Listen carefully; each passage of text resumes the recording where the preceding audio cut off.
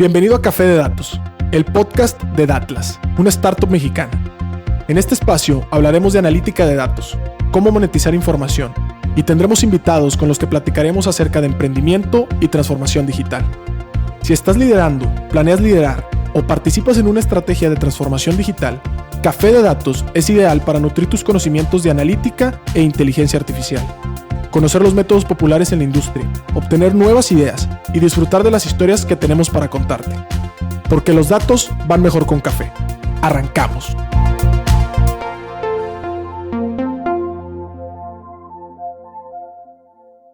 ¿Qué tal? Buenas tardes a todos, bienvenidos a un episodio más de Café de Datos. El día de hoy vamos a hablar de números, ciencia y economía. ¿Qué tal, César? ¿Cómo estás? ¿Qué tal a todos? ¿Cómo están? Buenas tardes, un gustazo estar aquí en un episodio más. Perfecto, pues muchísimas gracias. Este es el episodio número 51. Estamos muy contentos de ya rebasar. Si cada episodio fuera un año, pues ahora sí ya casi nos toca vacuna. Somos de los que nos sigue. Pero bueno, mientras tanto, tenemos hoy a una invitada especial. Y esta invitada, pues es compañera personal, es colega. Justo estudié la carrera con ella y los caminos lo han llevado por las artes de la ciencia de datos. Y el día de hoy le invitamos a que nos platique un poco de ella. ¿Cómo estás, Lucía? ¿Estás por ahí? Hola Pedro, buenas tardes. Muchas gracias por la invitación. Pues como dices, ya llevamos tiempo conociéndonos desde que estudiábamos juntos y pues muy contenta de estar aquí el día de hoy con ustedes para poder hablar un poquito más sobre la ciencia de datos y cómo la aplico yo en el área de la economía. Buenísimo, te lo agradecemos un chorro. Y para arrancar, y en esta costumbre que tenemos de romper el hielo, nos gustaría hacerte una pregunta, Lucía. Si te pudieras tomar un café con cualquier personaje de la historia, ¿con quién sería y qué le preguntarías? Pues está difícil la pregunta. Yo creo que hay demasiada gente muy interesante con la que me gustaría poderme tomar un café, muchas dudas que quisiera responder, pero últimamente he tenido mucho interés por el área sobre todo de la filosofía. Es un área que me apasiona muchísimo.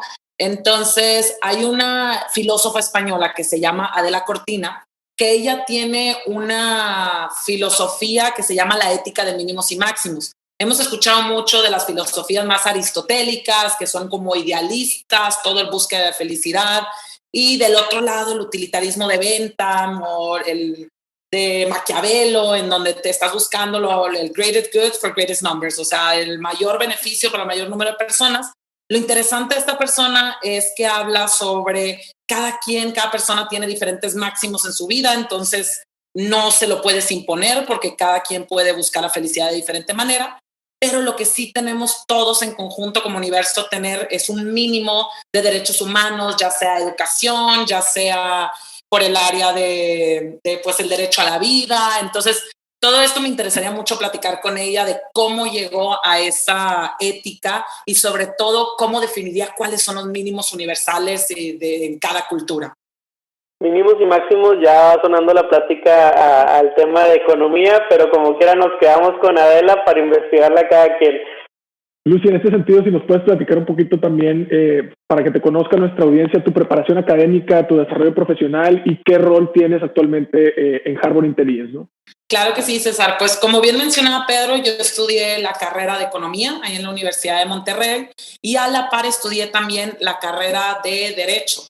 Entonces, la verdad es que a pesar de que son muy distintas y ahorita estoy en una consultora de inteligencia económica, el hecho de estudiar Derecho también me ayudó muchísimo, sobre todo porque soy conferencista, entonces me ayudó a como tener más presencia y parte de mi trabajo incluye mucho analizar las nuevas leyes, por ejemplo, que están ahorita de la industria eléctrica, la hidrocarburos. Entonces, esta parte de abogada me ayudó mucho también en mi trabajo. Entonces, ahí podemos ver que no importa lo que estudies, la verdad, todas las carreras se pueden aplicar en todos los ámbitos. Cuando yo estaba estudiando estas dos carreras en la UDEM, pues me hablaron para ser practicante hace 7 años aquí en Harbor. Estuve 2 años de practicante, me gradué, estuve de analista, pasé a gerente, pasé a directora y pues ahorita ya soy socia aquí, ya estoy muy casada con esta empresa, la verdad. Ya mis socios ya tienen pues 26 años aquí en la empresa y lo que nosotros hacemos es proveer de inteligencia económica a las empresas para que en este mar de incertidumbre de qué va a pasar con López Obrador o con Biden o ahorita que Rusia se está peleando con Estados Unidos y que retiró las tropas de Ucrania, traerlo información palpable, todos estos datos y decirte cómo te va a afectar a ti en tu empresa, en tu inflación, en tus decisiones de inversiones. Y pues ya como directora me toca llevar la parte de pues, relación con los clientes, hacer todas estas proyecciones. Y lo interesante también es que me toca llevar Harbor, la empresa. Entonces, utilizar nuestros pronósticos y toda esta inteligencia de datos para poder proyectar cómo crecer y cómo poder llegar a más gente. Muchas gracias, Lucía. Para que los que nos estén escuchando sepan, cuando tenemos una duda económica o de indicadores, Lucía es la persona a la que le hablamos y como muy buena colega nos ayuda a mantenernos actualizados. Yo creo que está más actualizado que algunos periódicos que leemos ahí en algunas páginas de internet.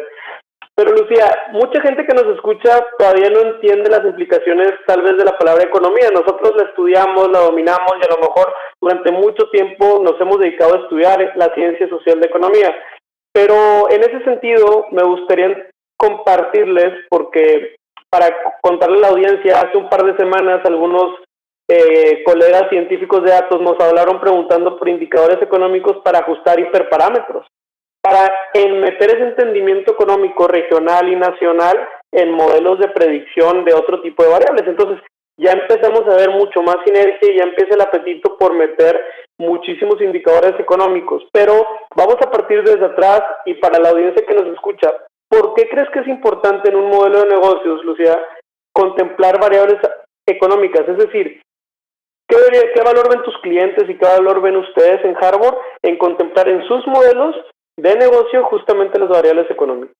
Mira, pero la verdad es que yo creo mucho una frase que se dice knowledge is power. O sea, el conocimiento es poder, el saber qué va a pasar. Evidentemente, nadie tiene la varita mágica, no tenemos, es imposible predecir al 100% el futuro, pero lo que sí te podemos dar es inteligencia más informada con modelos econométricos, con análisis fundamental, con la que tú puedes tomar mejores decisiones. Vamos a poner un ejemplo súper concreto. Nosotros desde hace 5 años teníamos que en 2020 iba a tocar una recesión económica. Puede ser que no por COVID, pero cíclicamente toca.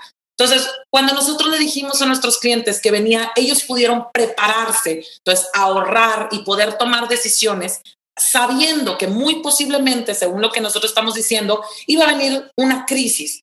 Y con eso podrían, por ejemplo, salvar empleos, porque si ya estás preparado, entonces puedes hacer una mejor planeación de mediano plazo. Y no solamente de mediano plazo, es para la operación diaria. Digamos en el tipo de cambio. Nosotros analizamos qué va a pasar de manera semanal en el tipo de cambio. Si tú tienes que hacer decisiones de compra y de venta muy importantes, de miles o de millones de pesos, a final de cuentas, el hecho de que el tipo de cambio esté en 20 o en 21, estamos hablando de una implicación enorme en términos de cuánto te va a costar a ti.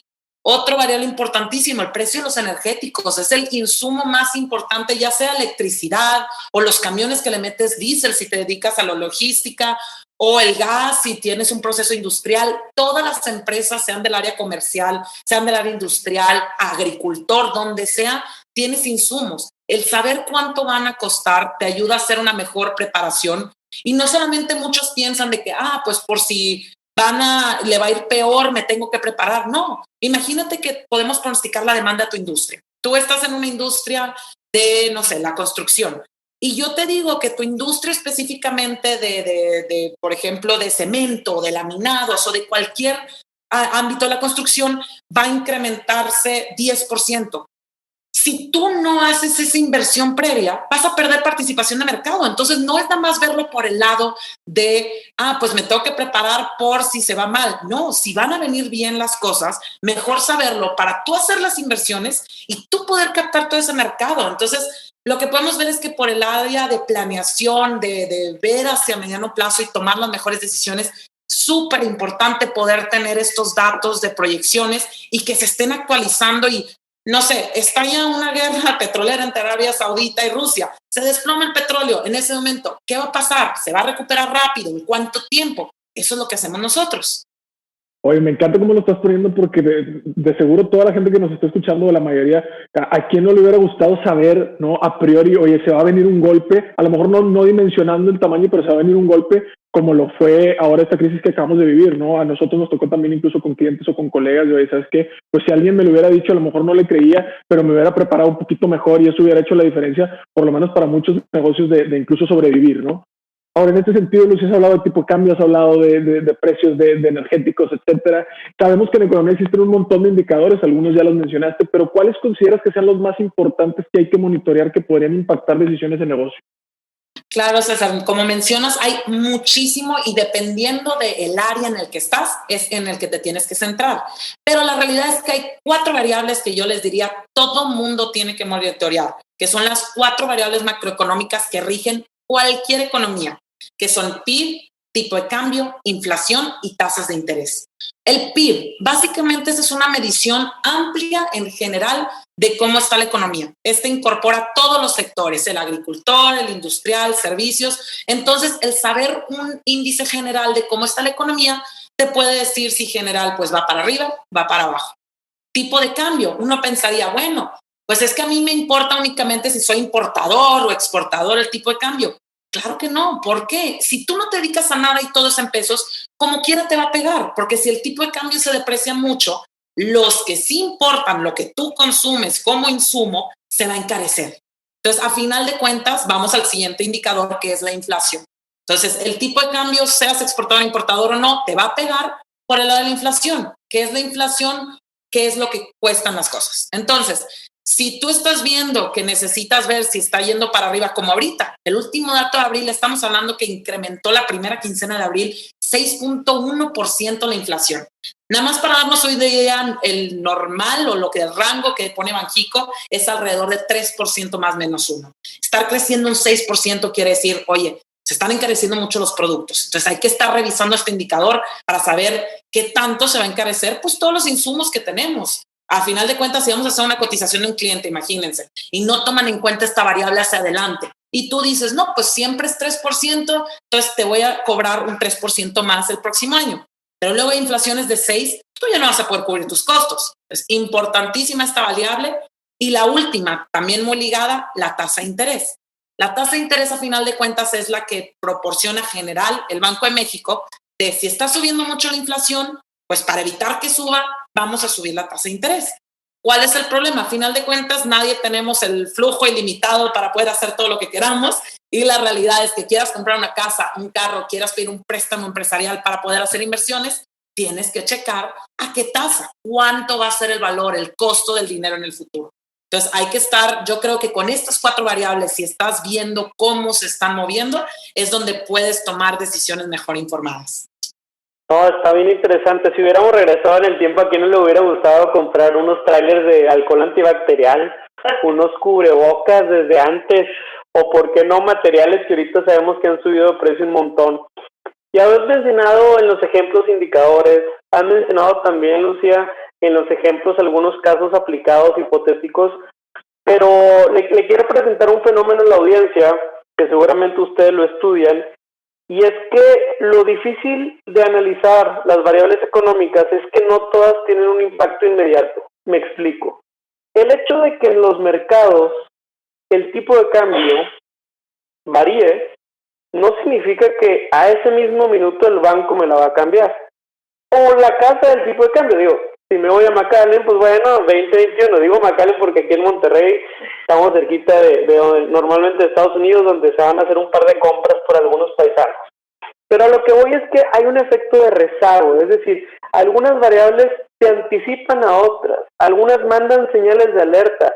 Y esto es lo que me parece interesante del fenómeno de la economía, que me gustaría sensibilizar a la audiencia, porque si hoy yo estoy viendo que se va pagando la construcción, o a lo mejor se está pagando la manufactura, o por otro lado, los servicios están creciendo mucho, en ese sentido, yo te quisiera preguntar, ¿qué variables consideras o qué industrias consideras que son las que justamente adelantan lo que va a pasar en la economía? Por ejemplo, en el caso del COVID particularmente, no sé si les tocó ver que algunos sectores se apagaron antes que otros, ¿no? Sí, pero definitivamente, como dices, hay algunos sectores clave en donde tú te puedes ir dando cuenta hacia dónde va. Y uno que mencionaste, importantísimo, que es para tomar el pulso de la economía, es la construcción. Final de cuentas, si la gente tiene dinero y está proyectando que va a tener dinero, pues se mete en la construcción porque a final de cuentas es una inversión muy grande, ya sea en infraestructura, una casa. Entonces, con eso, si estás viendo que la construcción está tendiendo a la baja, muy posiblemente es un indicador de, oye, pues la gente tal vez no tiene tanto dinero como se están viendo en otros indicadores. Ahora, hay también dos indicadores que me gustaría recomendar mucho aquí a la gente, porque uno de ellos es bastante nuevo. Hay un indicador que sacó el INEGI, que la verdad muy bueno, que sacó el último trimestre de 2020, de hecho, que se llama el IOAE, el indicador oportuno de la actividad económica. En México tenemos un indicador que se llama el IGAE, en donde básicamente es el PIB, pero mensual. Entonces, ¿cuál es el problema de ese indicador? Está 2 meses atrasado. Entonces, para cuando salió el indicador, dices, no, hombre, pues ya pasó. O sea, ya pasó, ya fueron 2 meses. La decisión ya no la tomé.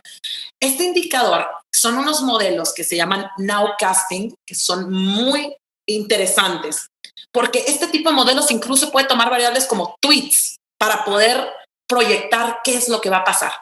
Entonces, en estos modelos metes qué está pasando con los combustibles, con la Bolsa Mexicana de Valores, tweets que están hablando sobre, por ejemplo, ahorita, COVID, mascarillas N95, crisis. Entonces, las búsquedas en Google, los tweets que manda la gente, este tipo de modelos de que tienen recopilación de muchos datos, lo que hace es ver, ok, estoy viendo que la gente está buscando más en Google mascarillas, crisis. Entonces, lo que dicen es, entonces, muy posiblemente el indicador va a caer.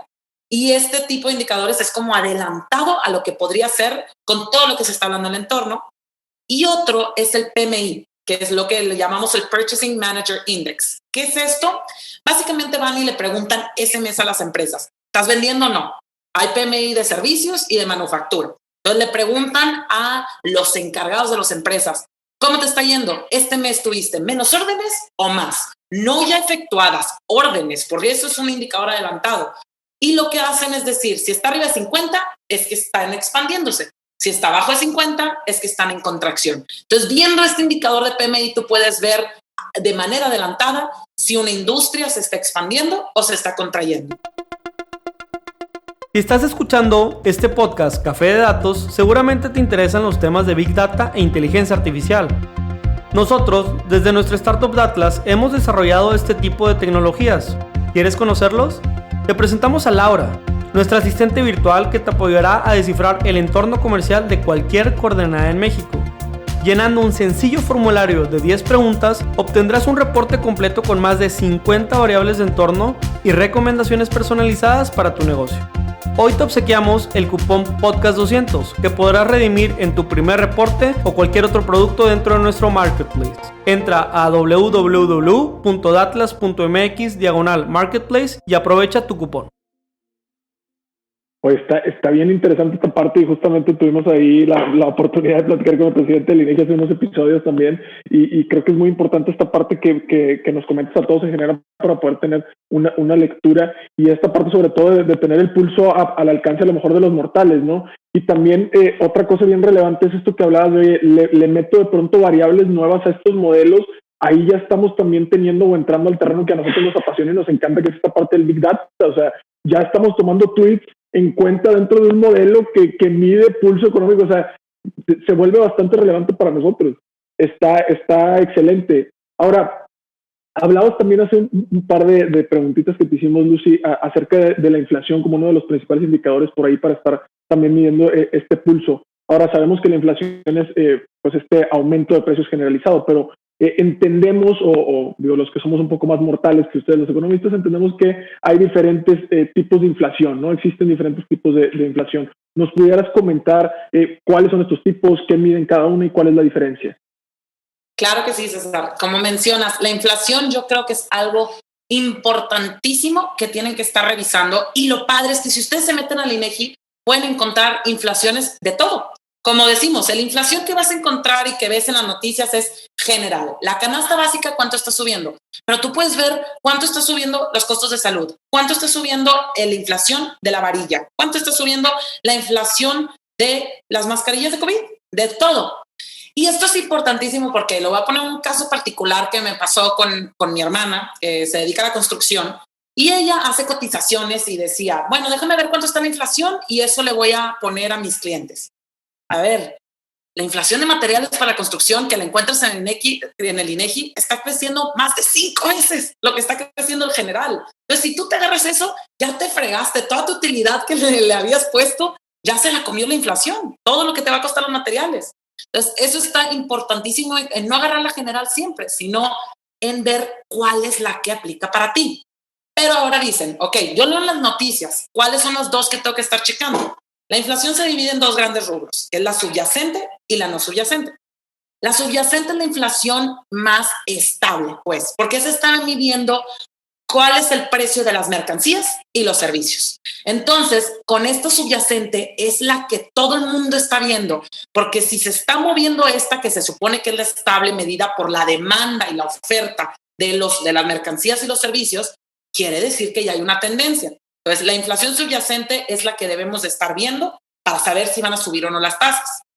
La otra, la no subyacente, es mucho más volátil. Nada más poniendo ejemplo. ¿Se acuerdan que les acababa de decir que la inflación en abril subió 6? Pues la inflación no subyacente subió 12. ¿Por qué? Esta toma en cuenta los productos más volátiles, dígase energéticos, productos agropecuarios, que limón, que vemos que el aguacate de repente está carísimo y de repente con todo el chiste de ponle aguacate a todo porque subió muchísimo.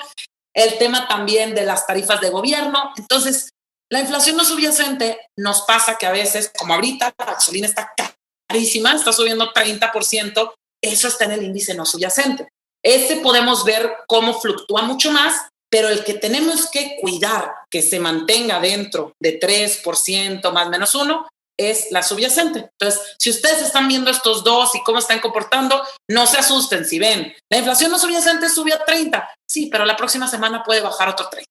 Es muy volátil, porque la parte del agropecuario, por ejemplo, pues no sé, pasa que hubo una helada o hay mucha lluvia y pues evidentemente limita mucho la oferta, suben mucho los precios. En tema de energéticos vemos que puede pegarle que de la nada Arabia Saudita y Rusia decían pelearse y el petróleo se desploma, pues el petróleo también y las gasolinas también. Entonces son golpeados por muchos choques externos que siempre no podemos controlar. Entonces por eso la no subyacente va a estar arriba, abajo, arriba, abajo.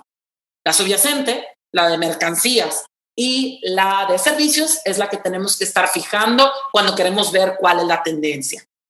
Es un indicador bien importante, Lucía, porque, híjole, yo a veces dices, oye, la inflación 3%, espérame, si yo voy al súper y cada vez me alcanza menos, ¿no? Es la típica frase de señor o ya señora de 20 y tantos que ya vamos al súper a hacer nuestra despensa.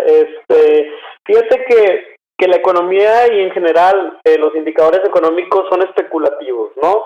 ¿Eso qué significa? Significa que muchas veces no necesariamente tiene que suceder un hecho, sino puedo estar esperando algo y el hecho de esperarlo con tantas ansias y con tanta información fidedigna que me apunta hacia cierto rumbo, hace que desde ahorita ya empiece a representar algún tipo de varianza o algún tipo de cambio, cierto indicador. Y quiero hacer referencia a uno de los indicadores más chismosos que tenemos aquí en México, que es el tipo de cambio.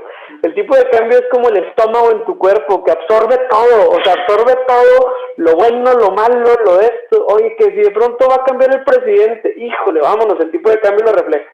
Que si de pronto le cortas el agua, oye, tales países se pelean, todo y muchas de las cosas geopolíticas terminan en el indicador de tipo de cambio. Así como ahorita diste una perfecta y una muy buena explicación de la inflación, no sé si nos puedas contar, porque también es lo mismo el tipo de cambio que a lo mejor yo voy aquí a una casa de cambio y al que yo me enfrento, al que a lo mejor se enfrentaría una empresa que se pueda anticipar o algo por el estilo. Claro que sí, no, ese es uno de mis indicadores favoritos, la verdad. Es el de los más complicados para poder pronosticar, pero los que más me divierto. Entonces, ¿por qué? Históricamente, si tú quieres decir cómo debe fluctuar el tipo de cambio, pues normalmente la teoría nos dice se tiene que depreciar por diferenciales de inflación entre Estados Unidos y México. ¿Por qué? Para que los precios o el costo de las cosas se mantengan igual. Dices, pues si está subiendo la inflación en Estados Unidos, que ya hablamos de que es la inflación, y en México, la diferencia de esos dos es lo que tiene que cambiar el tipo de cambio, o como decimos los economistas, ceteris paribus, si todo lo demás permanece constante, es lo que tiene que estarse fluctuando. ¿Cuál es el problema? Como dices, Pedro, la realidad es que el tipo de cambio es un indicador que mide el miedo que tiene la gente o qué tan atractivo ven tu país. Entonces, ¿qué es lo que pasa? No es solamente cuando, por ejemplo, se pueden tomar aquí decisiones, cualquier gobierno en donde diga, ¿sabes qué? Han tomado a lo largo del tiempo y ahorita decisiones en que pueden espantar a los inversionistas, que digan, oye, esta decisión que estás tomando puede ser que no sea tan bueno para mí porque me estás restando competitividad o Estado de Derecho. No me voy a meter muy a fondo en temas de política exactamente, pero sí nada más decir que cualquier gobierno, las decisiones que toman, pues lo que pasa es que incrementa el riesgo país y dicen, oye, ¿va a funcionar o no? La incertidumbre, cada vez que va a haber elecciones, sea quien sea que vaya a estar, dicen, no, ¿sabes qué? Me voy a refugiar en el dólar, porque no vaya a ser que vayan a pasar cosas malas en México y entonces esa salida, esa menor demanda de pesos mexicanos hace que se deprecie el tipo de cambio. Ahora, dices, bueno, eso es interno, ¿por qué si hace algo China me está golpeando a mí? Por lo mismo, cuando pasa, por ejemplo, la guerra comercial que todos conocemos en 2016-17 que pasó entre China y Estados Unidos, en donde se empezaron a pelear y poner aranceles, ¿por qué se depreció tanto el peso? Pues lo que pasa es que la misma gente dice, oye, qué miedo, ¿qué va a pasar con mi dinero? No me la voy a arriesgar a ponerlo en un país emergente, que puede ser que incremente su inflación y su deuda en cualquiera. Entonces, ¿qué voy a hacer? Refugiarme en el oro, refugiarme en el dólar, refugiarme en estas monedas que se llaman refugio, como es el dólar, y por lo tanto se deprecia la moneda. Ahora, algo con el tipo de cambio importantísimo es que uno dirá, no, pues entonces yo quiero que se aprecie. Claro que no siempre es bueno. ¿Qué pasaría si, por ejemplo, nosotros empezáramos que nuestra moneda se apreciara, es decir, que fuera más fuerte?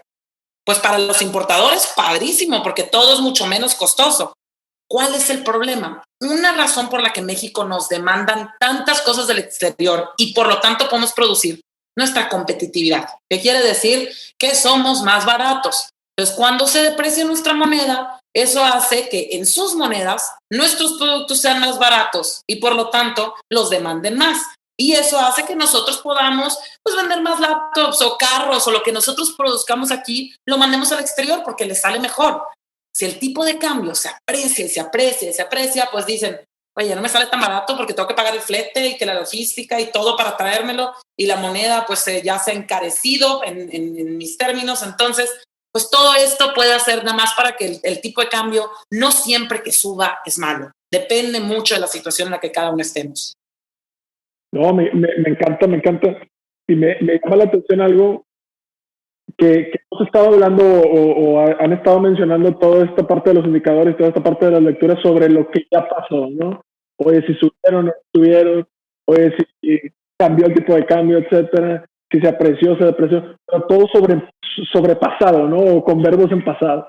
Pero también sabemos o hemos visto incluso nosotros por ahí en redes sociales como LinkedIn, que ustedes mismos en Harvard ejecutan muchos pronósticos, es decir, es tan importante o tan relevante lo que ya pasó como lo que va a pasar, ¿no? Nos dabas ese ejemplo famoso de que hace algunos años que la ciclicidad seguía en 2020 con una crisis, ¿no?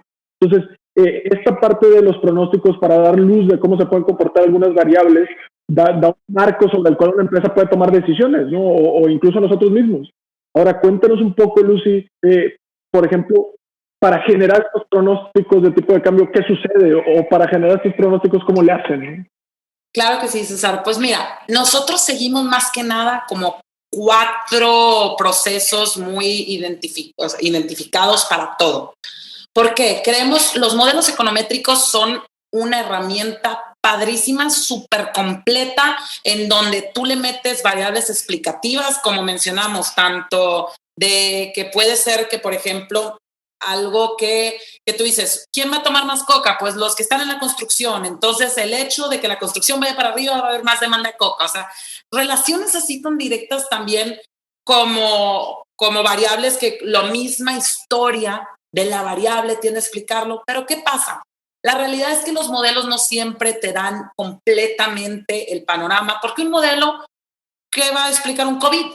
Eso no existe, o sea, no había existido en la historia y un modelo normalmente tiende a replicar la historia agarrado a variables explicativas.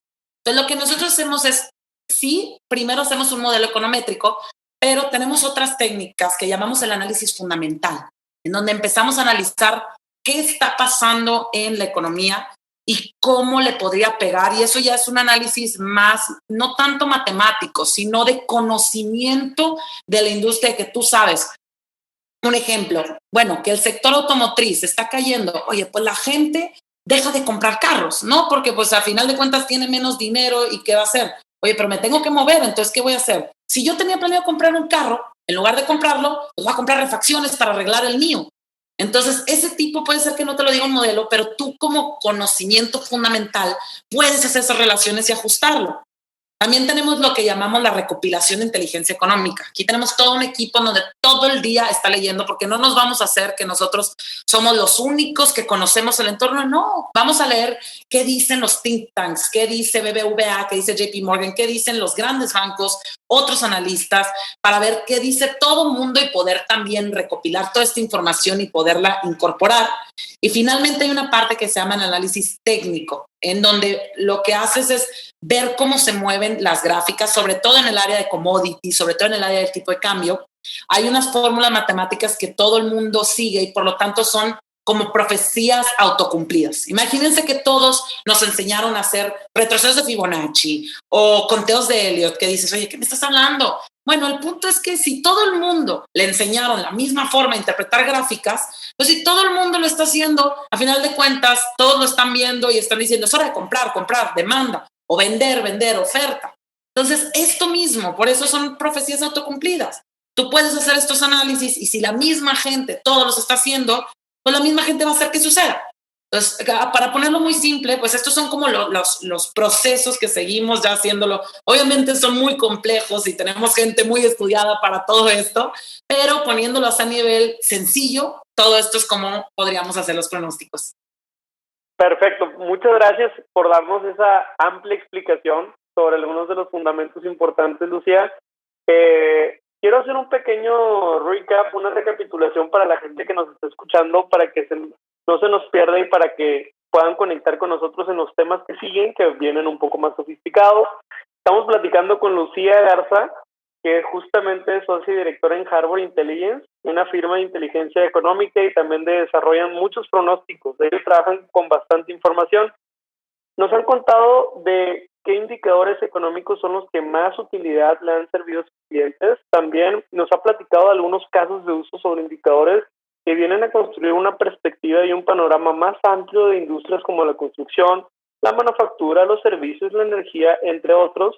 Nos dio también un robusto entendimiento sobre la inflación, qué tipos de tipo de cambio existen, ¿verdad? El indicador chismoso, acuérdense de eso. Y también nos empezó a platicar ahorita sobre pronóstico. Entonces, tomando esto como punto de partida y ya en esta final sección de nuestro capítulo de hoy, Lucía, yo te quiero preguntar acerca de ya la parte econométrica, ¿no? Y es que de pronto cuando llegas a la ciencia de datos, tradicionalmente la gente llega a ciencia de datos de dos trasfondos, de dos vocaciones, si lo quieres ver así. Pueden llegar de la parte de ingeniería, que esta parte de ingeniería a veces viene de ingeniería en programación, en sistemas, en ciencias computacionales, en física, matemática, etcétera.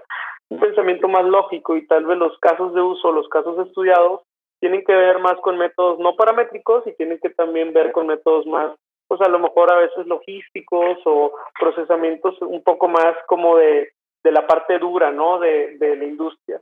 Pero también la otra manera de llegar a ciencia de datos puede ser por los quants, ¿no? O todos estos modelos numéricos que acompañan el entendimiento económico, social, financiero, filosófico, antropológico. Entonces, dentro de este segundo camino que menciono, pues justamente está la econometría, y que la econometría es la manera o es un habilitador para desarrollar una justificación matemática para poder hacer un análisis y también para poder hacer una predicción. Entonces, nos has venido platicando mucho de indicadores, de variables que definitivamente involucran un dominio del campo de conocimiento de economía, pero cuéntanos un poquito más cuándo es a lo mejor necesario acudir a este recurso de la econometría si es que ustedes lo utilizan.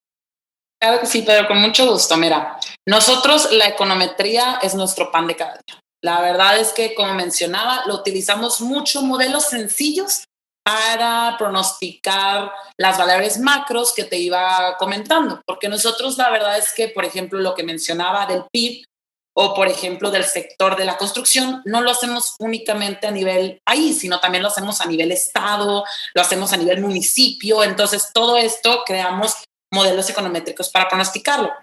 Pero hay una sección que es parte del servicio que damos. Nosotros nos dividimos en dos grandes áreas. Tenemos la parte de inteligencia económica, en donde a nuestros clientes les damos todo lo que va a pasar con la economía, las variables macro, y les decimos, oye, ahora este nuevo plan fiscal de Biden, que están subiendo los impuestos, ¿qué va a pasar? O esta reforma que están haciendo la ley de outsourcing, ¿cómo te va a impactar a ti? ¿Cuánto te va a pegar? ¿Te va a mejorar? ¿Va a bajar el empleo, los salarios? Entonces, toda esta parte es una sección que es en la que yo soy directora.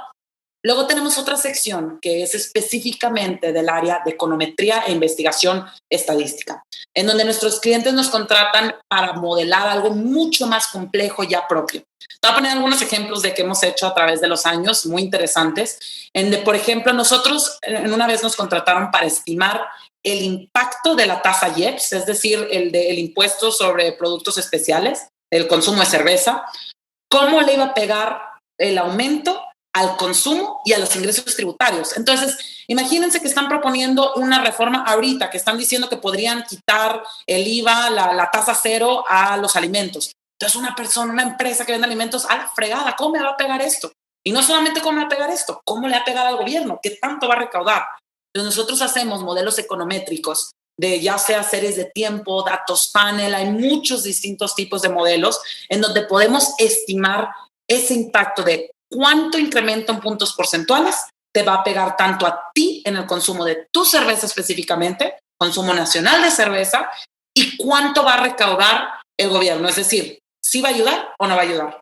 O también podría ser, por ejemplo, que tú estés en una industria tan chiquita, o sea, en términos que no es como la construcción, sino que, no sé, dices, yo me dedico a hacer este cablecito del mouse de este, que dices, oye, no hay información. Entonces nosotros los que nos dedicamos es encontrar variables proxy y con modelos econométricos estimar cuánto vale verdaderamente tu industria para que tú puedas contabilizar tu participación de mercado. Entonces tú sabes cuánto vendes, pero si no sabes cuánto vende México, ¿cómo sabes si tienes mercado o no? Entonces nosotros te estimamos cuánto vale, o sea, no solamente son hacia adelante, sino también cómo está ahorita. Y luego te podemos pronosticar cómo creemos que va a poder evolucionar esa industria súper específica tuya para que puedas tomar decisiones. O incluso hemos creado índices de atractividad de hacia adelante, de cómo va a estar por estado y por municipio. ¿Qué es esto? Un cliente nos dijo, ¿sabes qué? Yo tengo una nueva empresa que me dedico a esto y yo no sé dónde posicionarme.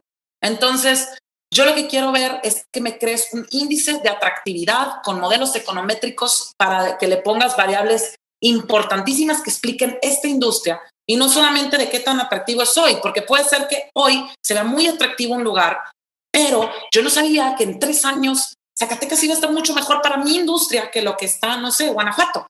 Entonces, con este índice de atractividad que nosotros creamos al futuro con modelos econométricos, tú puedes decir, ¿sabes qué? Si mi competencia va a ver que hoy lo más atractivo para meterte en un lugar es este estado. Un caso muy claro, la industria automotriz.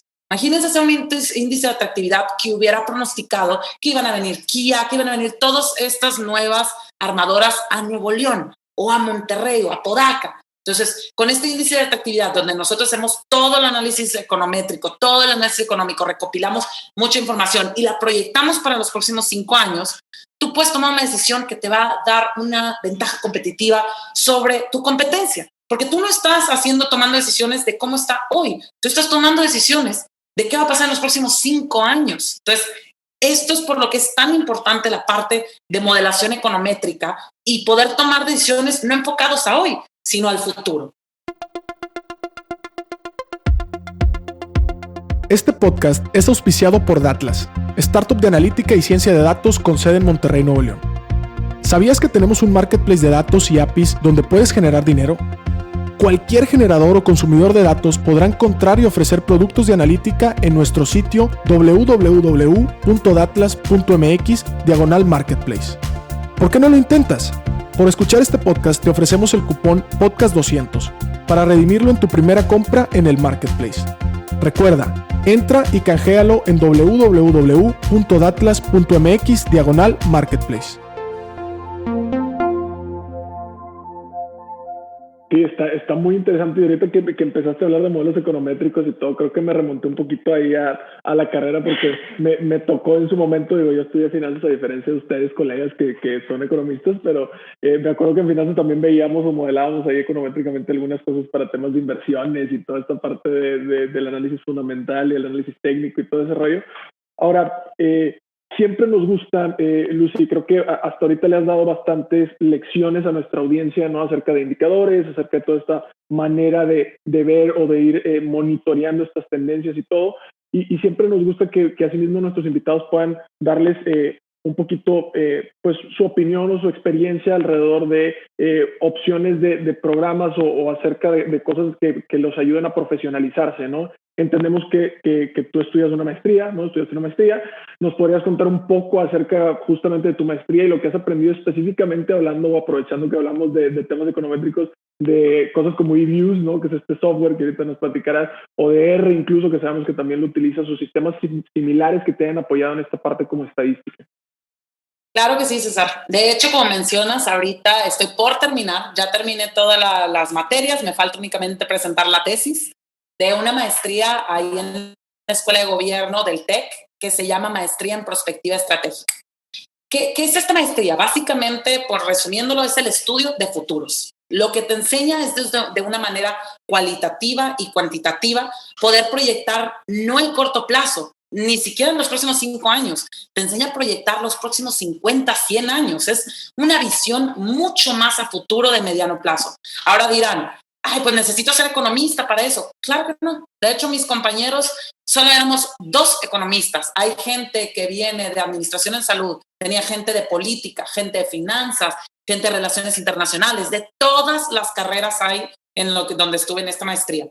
¿Y qué es lo que estábamos viendo? Por una parte me enseñaban métodos más cualitativos, método Delphi, método escenario planning, o sea, de diferentes herramientas para poder proyectar, dependiendo del sector. Por ejemplo, dices educación, pues no quiero proyectar los próximos 5 años, vámonos a 50, 100. Luego si dices un sector que es muy cambiante como el energético, oye, pues ese sí, dame 10 años. Entonces, el horizonte de tiempo depende mucho de qué quieres proyectar. Pero en la parte cualitativa, la parte cuantitativa que me mostraron mucho y donde aprendí bastante en la maestría, aprendí mucho de la utilización de R para manejo de base de datos. Ahorita yo, por ejemplo, aquí utilizo muchísimos datos. Imagínense cuántos tipos de inflaciones hay y yo los veo a nivel estatal y los veo a nivel municipal. O sea, es una cantidad de datos que en Excel cada vez que lo abres se quiebra. Entonces, lo padre de R que utilicé es que yo pude bajar todos los códigos y aprender a que la base de datos solito se cargan todo y cada vez que yo quiero ver, a ver, hay un nuevo dato, déjame lo busco. No, yo le pico un botón, corre mi programa, me busca todas las variables, me las transforma en crecimientos, me pone las gráficas. Entonces, en esta maestría yo aprendí mucho visualización de datos en R. Me enseñaron también mucho a hacer simulación de diferentes modelos econométricos, tanto en R como en eViews, que eViews es una plataforma que utilizamos mucho los economistas para hacer series de tiempo. Me enseñaron incluso SQL, en donde eso está padrísimo para hacer vínculos de bases de datos. Digamos que tú ya tenías todo en Excel y quieres poder vincular toda la información y tenerla ahí enfrente. Eso me ayudó muchísimo para aquí en la empresa. Cuando yo llegué, tenían miles de Exceles de este cliente paga tanto y este cliente hace eso, y con SQL pude juntar todas mis bases y tan fácil como le decía, oye, programado, ¿cuánto le toca el aumento a este cliente? Y como todas las bases ya están unificadas, me decía. Entonces, la parte de la maestría que me ayudó mucho en esto de visualización de datos es que me enseñaban a utilizar todas estas herramientas de manejo de Big Data, en donde no solamente lo empleo para los modelos o para las proyecciones, o incluso corro modelos de probabilidades, es decir, de qué tan probable es que pase una u otra cosa, porque aquí en Harvard manejamos, por ejemplo, 3 escenarios. Nuestro base, favorable y desfavorable. La maestría me enseñó mucho a poder cuantificar cuáles son las probabilidades y todo en estos programas, sobre todo R, la verdad es una de las que más me ha gustado para poder manejar, sobre todo también porque es gratuito. Entonces, ese es código abierto. eViews está muy padre, pero sí la licencia es costosa. Entonces, si tú sí vas a dedicarte totalmente a econometría, dale, cómprate la licencia de eViews porque lo vale totalmente. Pero si dices, ¿sabes qué? Es nada más para correr ciertos modelos, para yo ver cómo le está yendo a mi empresa o para correr diferentes escenarios de si yo tomara esta decisión, ¿cómo impactaría? R es una herramienta que me enseñaron mucho a utilizar en la maestría en prospectiva estratégica y la recomiendo bastante. En este perfil nos declaramos fan de R también y también fan de todo lo que tenga que ver con licencia abierta. La verdad es que es una manera bien interesante de democratizar la ciencia de datos, de democratizar la analítica. Y si hoy el recurso tal vez más abundante en era digital son los datos, pues finalmente si aprendemos de esto, podemos tener algunas herramientas para justamente pues no quedarnos atrás y ser protagonistas en esta transformación digital. Lucy, un mensaje de cierre, por favor, compártenos y ahorita pasamos un jueguito, pero primero tu mensaje de cierre. ¿Alguna recomendación para la audiencia que no le tengan miedo a las matemáticas o tu experiencia final, por favor? Claro que sí, pues primero que nada quisiera agradecerte mucho a ti, Pedro y César, por la invitación. La verdad es que me encantan este tipo de podcasts. La verdad, yo soy fan de estarlos escuchando porque creo que es una manera muy amena de estar aprendiendo qué puedes usar con los datos. Porque luego también mucha gente dice, está complicadísimo y no digo que no, tiene a veces su grado de expertise, pero es nada más, yo lo veo como un ponerte a jugar. O sea, la realidad es que hay tanta información. Sí, ya cuando te quieres especializar, hay maestrías, hay diplomados, pero hay tantos cursos en YouTube, incluso todo que puedes encontrar. Entonces, no le tengan miedo. La verdad es que es un tipo de juego en que una vez que ya le vas entendiendo, es como aprender un idioma. Es algo muy divertido y lo único que tienes que hacer es practicar. La realidad es que cuando ves que tú te tardabas en bajar toda la información 5 horas y ahora le picas un botoncito y en 2 minutos tienes toda la información, dices, madres, ¿cómo no lo había hecho antes? Entonces, la realidad es que hay tanto que se puede hacer y hay que perderle el miedo. Yo me declaraba anti-R antes de la maestría. Mis maestros se reían mucho porque yo decía, es que a mí no me gusta, yo soy anti-compus, la verdad no me gusta. Y ahorita estoy fascinada. Entonces, piérdanle miedo y pónganse a jugar en eso porque la verdad es que les va a hacer la vida mucho más fácil. No, hombre, muchas gracias a ti por venir a participar con nosotros. Y para cerrar tenemos un juego que se llama Rapid Fire. Y hemos preparado un par de preguntas para ti. El único tema es que no puedes desarrollar tu respuesta. Tal vez lo haremos en otro capítulo. Pero entonces te voy a dar un ejemplo. Voy a decirte, no sé, un término y la idea es que tú me digas si para ti ese término o tendencia, lo que significa para ti, está sobrevalorado o subvalorado. Por ejemplo, vamos a suponer que te digo las carreras universitarias y tú me dirías, oye, yo considero que están sobrevaloradas o subvaloradas por X. Así un tweet de explicación a lo mucho. Entonces, ¿te parece? ¿Me sigues por ahí? Ok, y no hay término medio, es sobre o sub, ¿verdad? Así es. Entonces, pues bueno, le tengo que preguntar a la economista, ¿qué opinas de las monedas descentralizadas, por ejemplo, las cryptocurrency? No importa de cómo se llamen, si son bitcoins o otra cosa, pero ¿qué opinas de la cryptocurrency? ¿Sobrevalorado o subvalorado? Subvalorada, totalmente. ¿Subvalorada porque le ves potencial o subvalorada porque no aplica? Subvalorada porque le veo potencial y la verdad es que creo que le tienen miedo. Buenísima, muchas gracias. Siguiente pregunta. No sé si dentro de lo que ahorita estamos viendo, pues hoy estos sistemas y estos programas, la inteligencia artificial a lo mejor en algún momento estará programando cosas económicas o estará programando cosas en otras industrias. Tú al día de hoy, en el panorama de México y en lo que conoces, ¿cómo consideras la aplicación de la inteligencia artificial? ¿Sobrevalorada? Es decir, ¿se esperan muchas cosas milagrosas de ella? ¿O subvalorada? Todavía no. Sobrevalorada para muchas gamas. Rápido nada más porque creen que todo hay ciertas cosas, el sentir humano, una máquina nunca lo va a poder hacer. Como mencionaba con los modelos econométricos que nunca lo tienen a la perfección, ese know-how de la persona, por lo tanto creo que está sobrevalorado en ciertas áreas. Me encantó. Lucy, yo tengo un par de conceptos nada más extras y creo que ya me diste un hint, pero nada más para estar súper de acuerdo todos en temas de el uso de software libre. ¿Cómo crees que esté ahorita en los negocios, en lo que conoces en la parte de negocios, sobrevalorado o subvaluado? Subvaluado. La verdad es que creo que hay demasiada información que se puede utilizar y por falta de conocimiento o por el mismo hecho de que es gratuito le tienen miedo. O sea, dicen, ¿sabes qué? No, porque es gratuito, mejor me voy a ir a algo costoso que puede ser que ni siquiera tiene el mismo rango. Sí, es este miedo de que si es gratis, algo tiene. Nada es gratis en esta vida, ¿no? La típica. Sí, es muy idiosincrático, muy idiosincrático. Otro tema, ahorita hablábamos mucho de que la gente, pues, con estos seguimientos y estos indicadores y todo, puede tomar decisiones más informadas. En este sentido, la toma de decisiones basada en datos, es decir, ya estos negocios que toman decisiones basadas en información en vez de intuición, ¿cómo lo ves todavía? ¿Estamos sobrevalorando esa parte o subvalorando todavía? Súper subvaluado, pero súper subvaluado. Creo que tiene un potencial enorme que no están aprovechando todavía las empresas. Las grandes ahí la llevan, pero esto no es nada más para grandes. Las pymes también es importantísimo que lo sigamos. Me encanta. Creo que eso es muy bueno. Y la última, para nosotros, o bueno, para mí por lo menos, la parte de ética. Sabemos que en esta parte del uso de información, de todas estas tendencias que estamos hablando, de pronto tú misma decías, oye, utilizamos tweets, utilizamos esto y lo otro, y hay grandes empresas que utilizan de pronto información incluso de nosotros mismos. La ética en ese uso de los datos, ¿cómo la ves tú en este sentido en México? ¿Está sobrevalorado o subvaluado? Está compleja, pero creo que con lo último que sacaron también de la ley de los datos biométricos, lo tendría como subvaluado. Es decir, sí hay que regularla, sí hay que... Yo sé que es padrísimo y tiene mucha utilidad, pero también hay que estar el margen todavía la ética que no podemos cruzar.